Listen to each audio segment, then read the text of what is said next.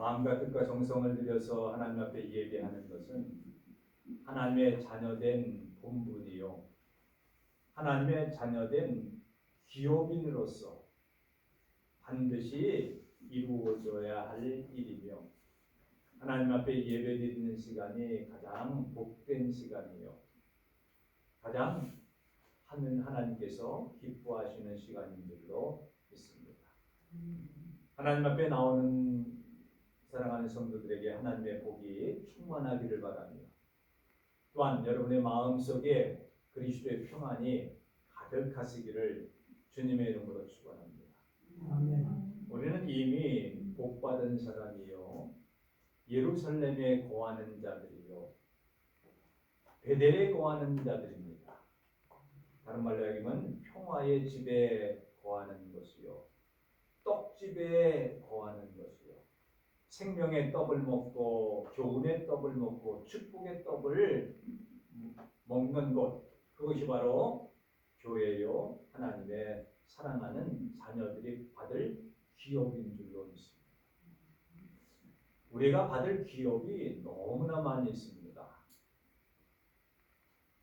사업하는 사람들만 기업 얘기를 하지 않고 예수 믿는 사람들은 삶 자체가 하나님의 기업이기 때문에 우리들이 하나님께서 나를 통해서 이루어 나가는 것들이 다 복으로 쌓여지고, 그리고 은혜로 쌓여지고, 하나님의 놀라운 은총이 우리 가운데 있는 것입니다. 그러나 우리가 기본적인 것을 이렇게 알고 있지만 우리의 삶에 있어서는 굉장히 어려운 일들을 많이 겪고 삽니다. 경제적으로도 참으로 어렵습니다. 요즘같이 어려울 때가 없습니다. 뭐 안 오르는 게 없지 않습니까? 뭐 잘 되는 것도 별로 많이 없고.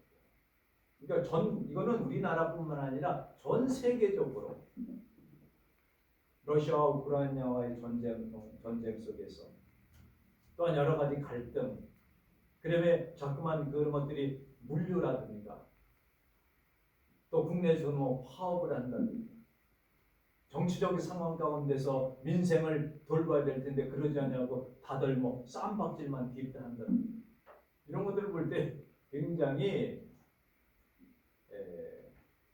어려운 시기에 살고 있습니다. 정치적으로도 굉장히 어렵습니다. 경제적으로도 어렵습니다. 그러다 보니까 우리 마음도 자꾸만 위축되어지고, 마음도 답답해지고 괴로운 가운데 있습니다. 원래 우리의 마음이라고 하는 것은 예루살렘이기 때문에, 평화의 도성이기 때문에 예수 믿는 사람들의 마음에는 되게 편안해야 됩니다. 이게 정상이에요. 예수 믿는 사람들의 마음에는 하나님의 사랑이 늘 충만해야 되는, 사랑이 넘쳐나야 돼요. 예수 믿는 사람들은 우리 마음속에서 기쁨이 샘솟듯 막 솟아나야 됩니다.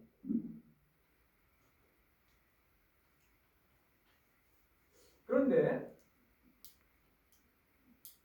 우리의 삶의 현장에 나가보면은 막 샘처럼 팡팡 쏟은 기쁨이 막 솟아질 텐데 어때요? 원래 그래야 되는 거예요. 예수 믿는 사람은. 고난과 어려움과 슬픔과 탄식 같은 것들이 가득 찼어도 내 속에 주시는 평화와 기쁨과 사랑이 넘쳐나고 솟아나고 확장되어 나가야 되는 것이 우리 예수 믿는 사람들의 삶의 모습입니다.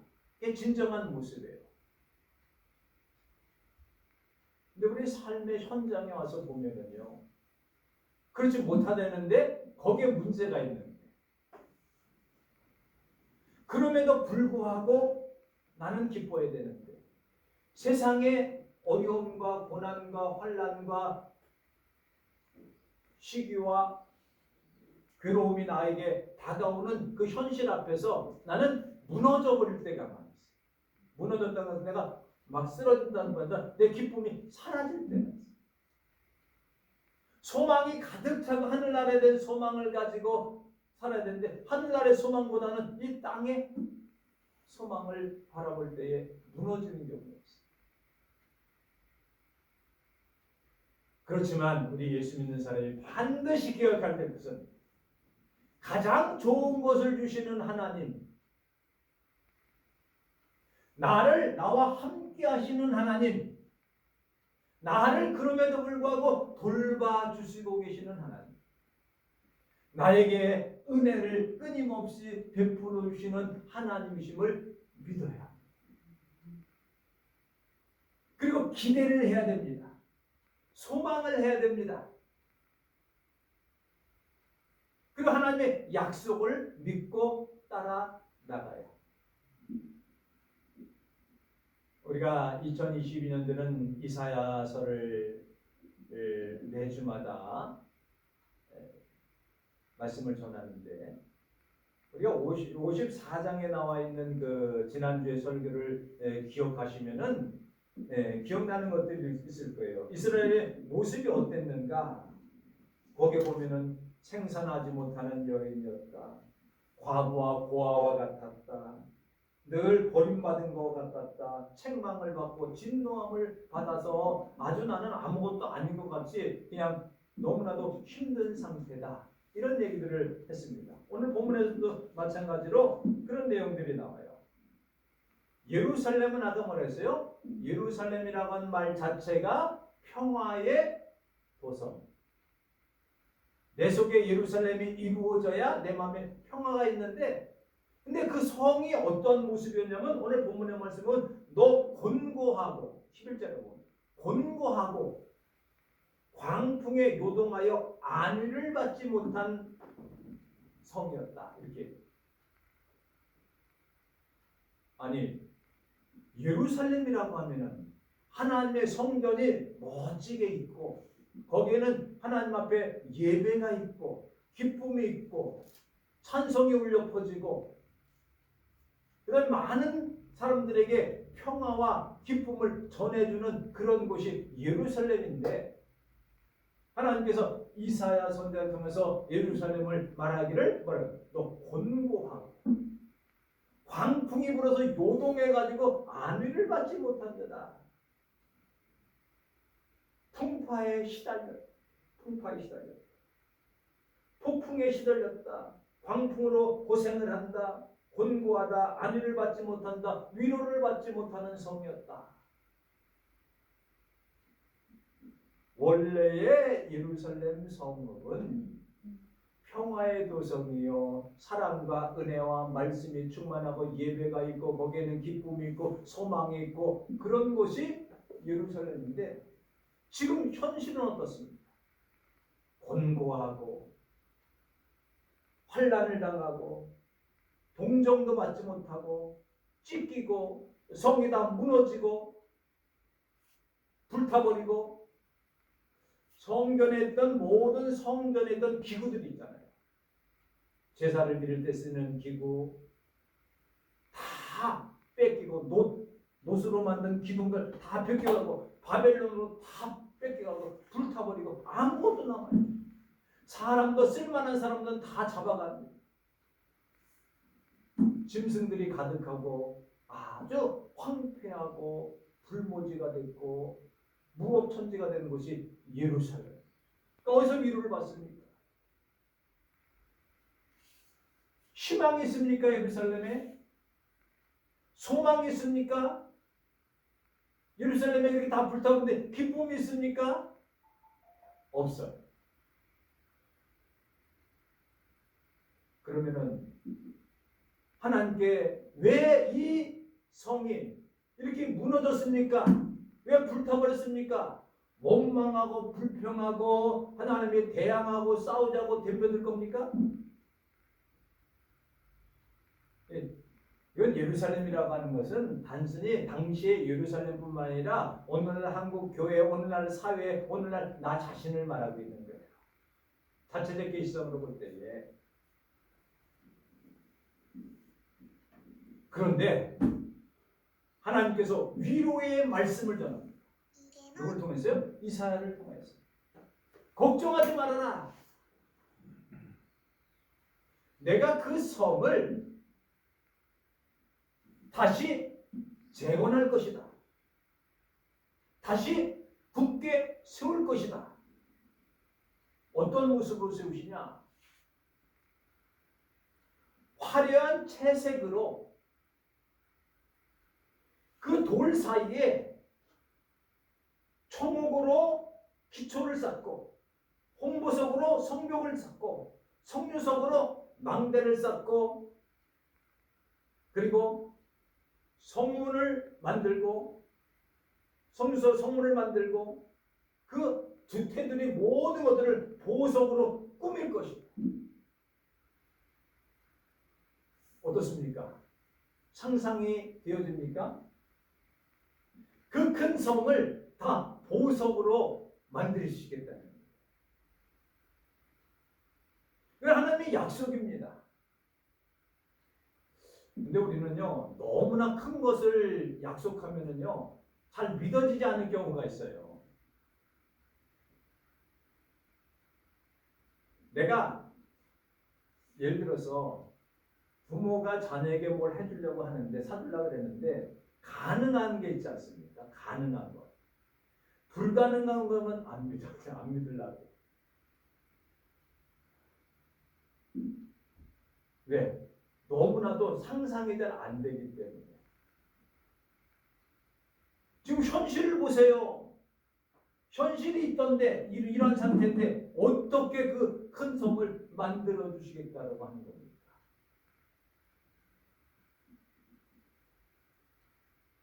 우리 사람들은 대부분 가능한 거라든가, 가능한 것보다 조금 더 위라든가, 이런 것들을 얘기할 수가 있죠. 왜? 아니까 능력을, 부모의 능력을 아니까 자녀들에게 요 정도 해주는 거면 그래도 가능하다 그러면은 믿을지 몰라도 더 큰 걸 얘기하면은 에휴 설마 그러실 수가 있겠어요? 이러실 거예요. 꼭 성경이 그런 것 같아요. 그래요. 아니 좀 가능한 걸 좀 말씀해 주셔야 그래도 기대도 하고 근데 너무나 큰 걸 말씀하시니까 기대가 잘 안 돼요. 근데요, 이만큼 해주시겠다는 게 좋아요? 이만큼 해주시겠다는 게 좋아요? 믿음의 눈으로 보라는 거죠. 믿음의 눈을 가지고. 여기서 다 계시성이 있습니다. 그는 우리의 믿음의 집을 짓는 것을 의미한다라고 하면은, 여기서 청옥이라고 한다고 하는 것은 무엇을 의미하냐면,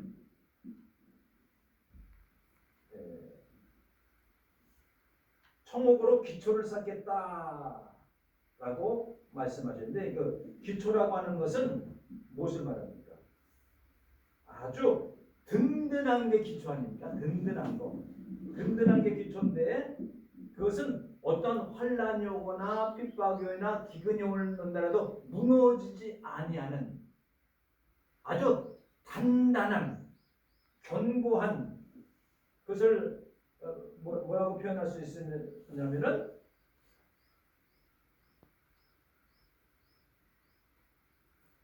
어떤 환란과 질고와 어려움이 온다고 할지라도 무너지거나 흩어지지 아니하는 그런 내구성, 그 다음에 강직성, 그 다음에 의지, 절대로 깨어지지 않는, 그것은 뭐냐면 하나님이 우리와 함께 하겠다는, 이 보석의 의미는 하나님이 우리와 함께 하겠다. 우리의 신앙의 기초가 어디에 있어야 됩니까? 하나님이 나와 함께 한다라고 하는 기초에 서야 든든한 거예요. 내가 외로워, 고독에 휩싸여 있어. 그럴 때에 이 기초가 든든하면은요, 하나님 우리와 함께 계시니 내가 뭐 두려울 거 뭐 있어? 외로울 거 뭐 있어? 내가 고독할 거 뭐 있어? 무서워요, 무서워. 바벨론의 포로로 잡혀가고 바벨론의 핍박과 압박과 학대가 가득 찼어요. 무서워요. 하나님 나와 함께 계시는데 내가 뭐 두려울 거 뭐 있어? 겁이 나요. 우리가 모든 사람들 겁이 있어요. 겁이 있어요. 겁나고 두렵고 속상하고 막 이럴 때 있지 않습니까? 그래도 하나님이 나와 함께. 이것이 신앙의 기초가 돼요. 교회의 기초로 말하고 하면은 뭐라고 얘기하냐면은 주는 그리스도의 살아계신 하나님의 아들입니다라고 하는 믿음 위에 기초에 세워진 게 교회예요. 교회라고 하는 것은 사람들이 이렇게 모여 있는 것이 어떤 집단이 아니라 그 기초는 예수 그리스도의 기초가 돼요. 반석 위에 교회를 세우리니 그 반석이 뭡니까? 예수 그리스도가 이 반석입니다. 반석은요, 이 기초는 든든해서 무너지지 않습니다. 왜? 바위 덩어리이기 때문에, 바위 자체이기 때문에. 기초를 잘 닦아야 됩니다. 그래야 무너지지 않아요. 우리 신앙이 어떤 걸로요? 하나님이 나와 함께 한다. 그것을 갖고 있을 때 우리가 인내력이 있습니다. 그 다음에 내구성이 있습니다. 그 다음에 의지력이 있습니다. 언제까지? 주님을 위해서 내가 순교의 자리에 나갈 때까지 뭐예요? 기초가 든든합니다. 그 다음에 홍보석으로, 이 홍보석이라고 하는 것은 이 붉은 빛을 말하잖아요. 그는 상징적인 개인성은 예수 그리스도의 보혈의 피를 상징합니다. 우리의 집이, 교회가 굳건히 우리의 신앙이 굳게 서려면 예수의 피, 그 용서요. 주님의 용서는 나를 구원해 주시는 구원의 은총이 우리 가운데 있는 거예요. 성경을 읽을 때에 홍색실 뭐 이런 거 있잖아요. 그러면 예수 그리스도의 보혈을 의미하는구나. 이렇게 받아들이면 좋습니다. 홍보서 그러면 예수 그리스도의 보혈의 피가 우리를 감싸고 있다는 거예요. 성벽을 든든히 갖고 있는 거예요. 이게 성첩이라고 하잖아요. 성곽을 말하고 있는 거죠. 거기는 뭐예요? 성령의 충만함을 받고 용서가 돼요. 용서가 돼요. 죄사함에는 뭐가 있어요? 용서함이 있지 않습니까? 용서함. 그래서 원수를 여기지 아니하고 원수를 사랑할 수 있는 그런 마음을 갖게 되는 성령의 은혜로 인해서 우리가 늘 홍보석이로 지어져 있을 때만 가능한 거예요. 그 다음에 또 뭐라고 얘기합니까? 성유석으로 그 성물을 만들고 라고 하는 말이 있습니다. 이 성유석이라고 하는 것은 어떤 것을 하면 겸비하다라고 하는 겁니다. 그 문을 드나들면서 겸비해야 돼요. 겸손해야 됩니다. 겸허해야 됩니다.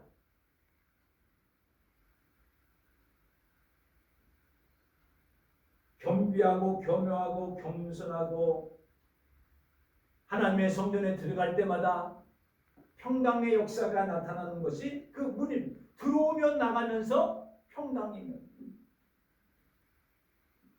또 다른 성경은 들어갈 때도 복을 받고 나올 때도 복을 받는대요. 신명기에. 어떤 사람은 성경 문고리만 잡고 가도 복을 받는다. 출근하다가 성전 교회 문 닫고 하나님 오늘도 하루 잘 지내겠어요. 바빠서 들어가지는 못합니다. 성전 문고리만 잡고 가도 복이 있다. 들어와도 복을 받고 나가도 복을 받고. 여러분 가정에도 마찬가지. 들어가도 복고 나가도 복. 그 하나님의 성문에 들어갈 때는 어떻게 들어갑니까? 기쁨과 소망과 감사함으로 예배하러 들어가는 거 아닙니까? 예배하러. 그런 사람이 교만해서는 예배가 되지 않잖아요. 겸손하게 자기를 비우고 깨끗하게 겸허한 아름다움을 가지고 하나님 앞에 나가는 것이 그 성문에 들어가는 거예요. 들어가서 뭐 할 겁니까? 오늘 성경에 보면은 들어가서 이 모든 자녀들은 여호와의 교훈을 받을 것이요. 여호와의 교훈이라고 하는 말은 어떤 뜻이 있습니까? 하나님께서 가르쳐 주실 것이라. 하나님의 선생님이 되어 주신다. 또 어떤 성경은 거기에 선생님이 되어 주실 뿐만 아니라 하나님께 너희 멘토가 되어 주신다 이렇게 말씀합니다. 멘토라고 하는 것은 내가 무슨 일을 하려고 하는데 어떻게 할지 몰라요. 그럼 옆에서 도와주잖아요. 아이디어도 옆에서 제공해주고 가는 길도 이끌어주고. 그래서 누구에게나 다 멘토들이 있어요. 선생님이죠. 그러니까 뭐 멘토라고 얘기하지만 선생님이에요. 가장 가까이에서 나의 삶을 이끌어 나가고 나를 도와주고 나에게 격려해주고 또 실망할 때 용기를 주고 그런 멘토들이 있어요. 정치가들도 아무개가 자기 멘토라고 이렇게 얘기를 합니다. 사상적인 멘토라고 얘기를 해요. 자기 사장으로 그냥 비슷하다는 거죠. 가르침을 받았다는 거죠. 자기 어떻게 보면 모델과도 같은 분이에요. 그러니까 하나님께서 이스라엘 백성들의 멘토가 되어주신다. 선생님이 되어주신다. 옆에서 도와주고 이끌고 가르쳐주신다. 대부분 이제 성령의 역사가 뭡니까? 우리의 위로자가 되시고 우리의 상담자가 되시고 우리를 이끌어 주시고 또한 우리가 어디로 갈지 무슨 생각을 해야 될지 모를 때 생각나게 하시고 진리 가운데로 인도해 주시고 우리 옆에서 우리와 함께 우리와 더불어서 우리의 삶을 이끌어 나가시는 하나님이십니다. 그러니까 우리는요 하나님의 성전을 자꾸만 자주 드나들어야 돼요. 문을 가면은요 배우는 것도 없고요. 우리 목사님은요 날마다 똑같은 소리만 맨날 해요. 그럼 똑같은 소리 하지 그럼 뭐 다른 소리 합니까? 네? 또 설교도 재미없고요. 아무것도 못 배운 것 같아요. 그래도 나오셔야 됩니다. 왜요? 여러분 콩나물 잘하는 거 아시지 않습니까? 이렇게 했다가 물을 축축 빠져요. 계속. 근데도 막 자라요. 자랄 것 같지 않잖아요. 물만 그냥 딥다 한 번씩 아침 저녁으로 부어주는데 막 자라지 않습니까? 뭐 거름을 줘요. 뭘 줘요? 콩나물에다가 뭐 이렇게 비료 같은 거 이렇게 거름 줘서 이렇게 줍니까? 안 줘봐서 모르죠. 그냥 물 묻죠? 그냥 먹거든요. 맞아요. 근데 자라요? 우리 신앙이라고 하는 건요. 그냥 한꺼번에 팍 자라는 게 아니에요. 우리 권사님들은 한 60년, 70년 교회 왔다 갔다 했습니다. 아버지 뱃속부터 그냥 교회 왔다 갔다. 그 다음에 엄마 뱃속에서 왔다 갔다 합니다. 그게요. 별거 아닌 것 같지만 신앙이 나도 모르게 하나님을 믿고 의지하고 그러니까 교회 자꾸만 잘 다니시라는 거예요. 교회라고 하는 것은 어떤 지역적인 교회도 있습니다만은 하나님의 말씀을 들으러 가는 거예요. 들으러. 거기 가서 여호와의 교훈을 받을 것이요. 여기 보면은 다른 성경은 제자라고 해요. 제자. 여기 나와요. 그 밑에 1번째 가르치고 제자라고 하지 않습니까? 우리가 하나님의 제자들이래요. 예수님의 12제자들이 듯이 예수님의 제자들이에요. 제자는 선생님을 닮는 게 제자예요. 근데 내 친구 하나는 자기는 선생님 닮지 않으려고 애를 썼대. 자기 선생님 닮지 않으려고 애를 썼대. 왜냐니까 난 우리 선생님보다 더 잘하려고. 교만한 건지. 그래서 색깔이 좀 다른 거지. 예수라는 친구니까. 자기 선생님한테 30몇 년 동안 배웠어도 선생님 안 닮으려고 첫 번도 그렇게 애를 썼대. 근데 계속 37년 동안 배웠으면서도 안 닮으려고 애를 썼대. 뭐 세상에서는 그럴 수가 있습니다만은 우리가 어떻게 하나님보다 더 잘할 수가 있겠어요? 주님보다 더 마음이라든가 생각이라는 게 잘할 수 있겠어요? 요만큼만 쫓아가면 되지. 더 뛰어넘으려고 생각할 것도 없어요. 우리 예수님보다 더 뛰어넘으려고 생각할 때가 그건 불가능한 일이에요. 세상 사람들은 선생님보다 훨씬 더 뛰어넘으려고 선생님 안 닮으려고 애를 쓴다고 그러지만서도 우리는 선생님 우리를 제자라고 하십니까? 주님을 장성한 분량까지 우리의 마음과 우리의 삶과 우리의 행동을 주님을 닮아나가는 거죠. 왜? 제자들이기 때문에 뭔가 닮아야 되지 않겠어요? 생각하는 거나 그 모습이라든가 마음이라든가 그렇게 되어질 때에 어떠한 학대가 온다고 할지라도 어떠한 두려움이 몰려온다 할지라도 광포가 온다 할지라도 내 자녀들에게 평안함이 있을 것이다 이렇게 말하듯이 평안함이 있을 것이다. 어떤 어려움과 고난 속에서도 주님의 평화가 있을 것이라고 하는 것을 말씀하고 있는 겁니다. 그러면서 너희가 학대에서 멀어질 것이고 두려워하지 않을 것이고 공포에도 공포가 너에게 오지 않을 것이고 어떠한 분쟁과 재판과 소송 속에서도 너희들은 승리할 것이고 아무리 저들이 강한 무기를 가진다 할지라도 너한테는 아무 소용이 없게 할 것이고 오히려 너한테 소송을 거는 자들이 그 혀가 무너져가지고 오히려 그 혀 때문에 더 패소당할 거고 너희들이 승리할 것이다라고 하는 것을 말씀하고 있습니다. 그것이 바로 여호와의 종의 기업이요 너희들이 얻을 공인이라고 말씀하고 있는 겁니다. 그럼 하나님의 약속은 여기 성경을 잘 읽어보게 되면은 그 약속들이 많이 있습니다. 그 약속은 어떤 데서 찾을 수 있냐면은 어떻게 할 것이다, 어떻게 할 것이다, 어떻게 할 것이다 하는 건 쭉 나와 있는데 여기 보면은 성의 기초와 재건과 견고하고 예루살렘을 다시 회복시킬 것이다. 자녀들을 가르치실 거다. 평화롭게 할 것이다. 정의롭고 공의하게 할 것이다. 너를 공격하는 자들이 쓰러질 것이다. 네 앞에서 넘어질 것이다. 어떤 무기로도 너를 해하지 못할 것이다. 어떠한 재판에서도 그들이 이기지 못할 것이다. 이런 결국 너에게 승리를 주실 것이다 라고 하는 것을 약속한 거예요. 지금 이스라엘 상황, 바벨론 포로로 잡혀가서 고통을 당하고 어려운 상황 가운데 이런 말씀을 하는 거예요. 믿어집니까? 믿어요. 왜? 하나님의 말씀이기 때문에. 그래서 우리에게 여기서 얻을 기업이 뭐냐? 라고 할 때 이런 거죠. 오늘 본문의 말씀 다 넘어가서 17절에 보면은 여호와의 종들의 기업이요. 아까 기업 얘기 잠깐 하다 말았습니다만은 이 기업이라고 하는 건 우리가 받을 몫이에요. 목. 우리가 받을 분량이에요. 어떤 걸 받는다 그랬어요? 승리할 것을. 다시 재건될 것을. 두려움에서 이길 것을. 어떤 사람이 송사하고 나를 재판을 걸어도 내가 승소할 것을.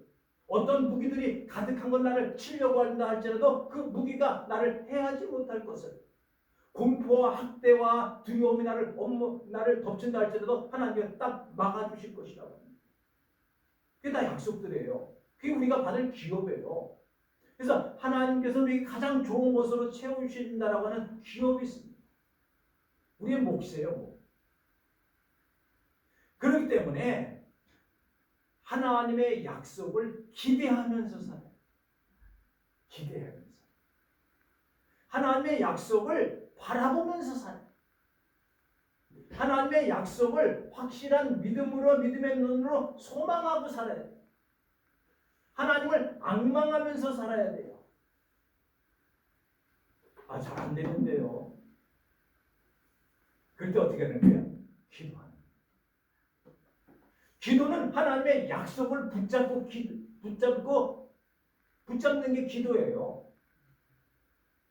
하나님의 언약을 붙들고 있는 것이 기도예요. 그래서 옛날 어른들이 기도의 줄을 놓지 말아라. 기도의 줄을 놓지 말아라. 기도의 줄은 생명줄이다. 이것만 붙잡고 있으면 된다는 거예요. 근데 문제는 뭐예요?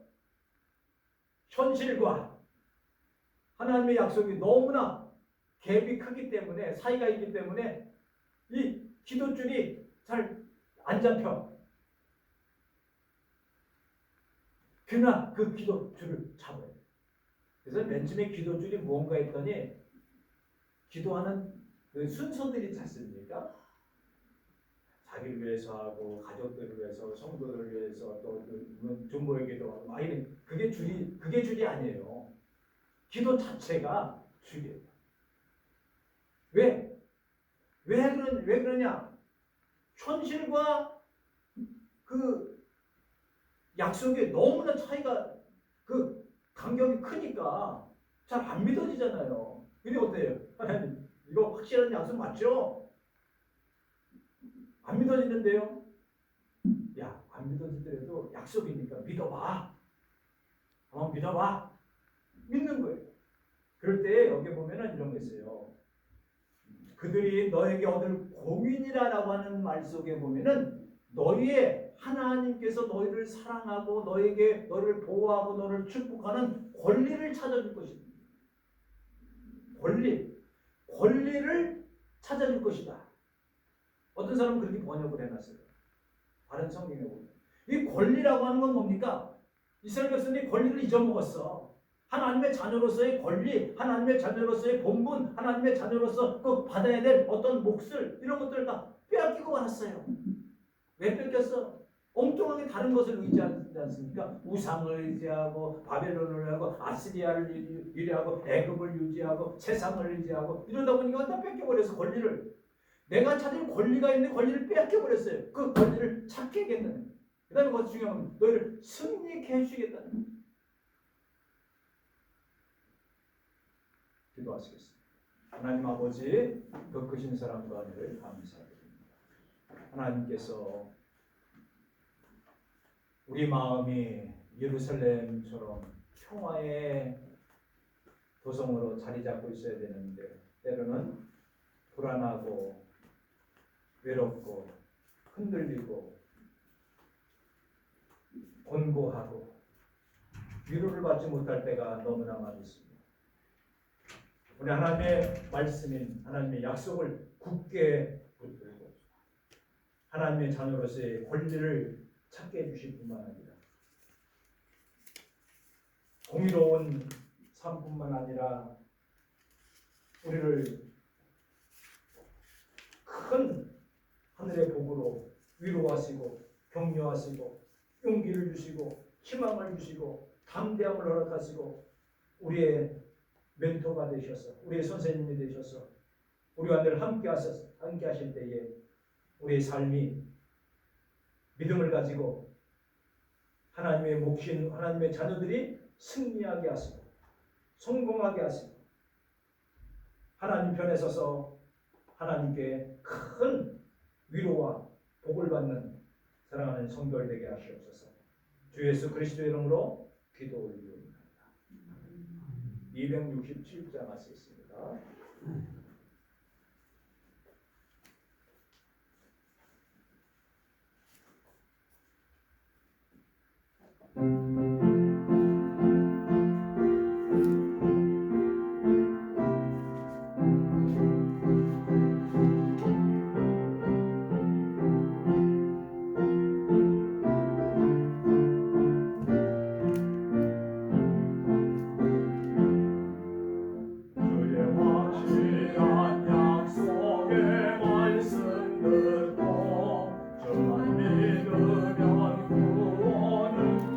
얻으리라